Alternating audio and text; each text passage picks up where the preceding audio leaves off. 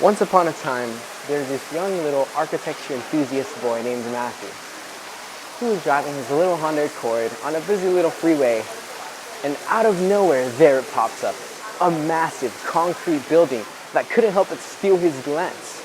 Now Matthew, in his little architecture enthusiast mind, was dumbfounded by the audacity and overbearing style of this building. That style was Brutalist Architecture. Hi everyone, my name is Matthew Garcia and I was that little architecture enthusiast boy.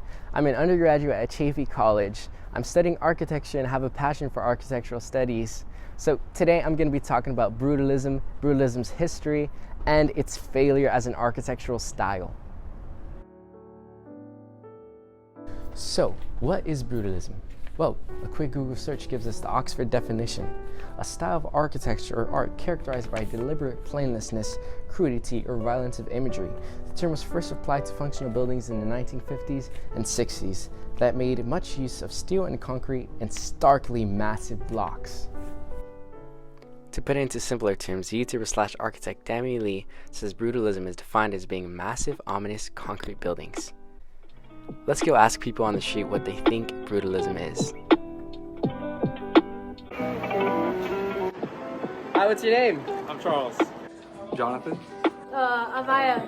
Nicole. Do you know what Brutalist Architecture is? No. What brutalist architecture is? Brutalist architecture is, I don't know. Violent art? It's a different type of architecture that maybe is hostile to other people. Designing torture devices? I'm here with Soto? Jaden. Okay, I have one question for you. Do you know what Brutalist Architecture is?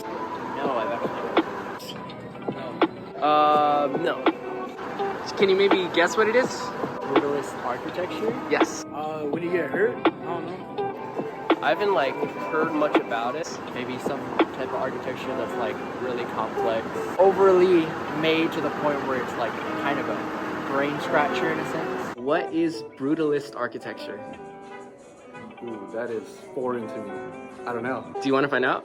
Sure. All right, let me show you. All right, what are your thoughts on Brutalist Architecture now that you know what it is? I mean, it's definitely very different compared to traditional architecture or structuring. It's very, I think it's unique to look at, but it's interesting looking. Excuse me. What's up? Do you know what Brutalist Architecture is? I do not know what brutalist architecture is. Do you want to take a gander, a guess?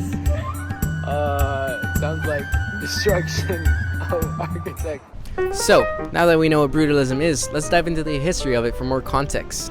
Researcher Ollie Molds writes in his 2017 publication, the term Brutalism can be traced back down to a Swedish architect Hans Aspold, who in 1949, upon viewing a housing project in Bullegoth, was struck by the quote, bloody mindlessness, end quote, of the design and called it nigh brutal, which means new brutal.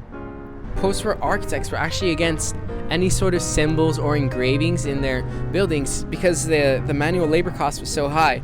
So they believed by getting rid of them and showing only the functional parts of the building, they were actually creating a new democratic type of building. One important aspect of Brutalism is its ethics. So we gotta ask, what are the Brutalism ethics? Brutalism is a post-war architectural innovation that was meant to rebuild Europe's cities while creating a hope and a social change in the people. Brutalism was a bright, new promising style on paper, but it didn't quite translate well in real life. Let me show you. One thing the architects failed to realize is that people didn't like hanging out in massive concrete spaces. They soon became neglected, attracting unwanted company. The lack of maintenance and the fact that concrete weathers pretty badly led to the degradation of these buildings. Eventually, the demolition of these buildings. Brutalism promised a new hope, but led to demolition. It reached for equality, but grasped the financial minority.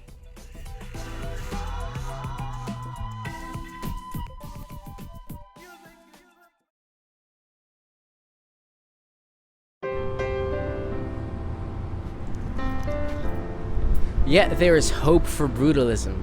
What do I mean? Well, in the architecture community, there is a ton of enthusiasts for specifically brutalism. As in the words of Hatherley, brutalism is not so much ruined as dormant.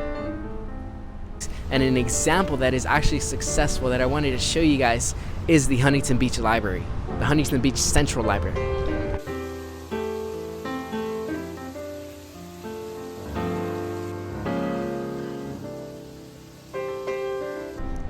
Through brutalism's humble beginnings and its prideful peaks and wherever it will go, now you know what brutalism is.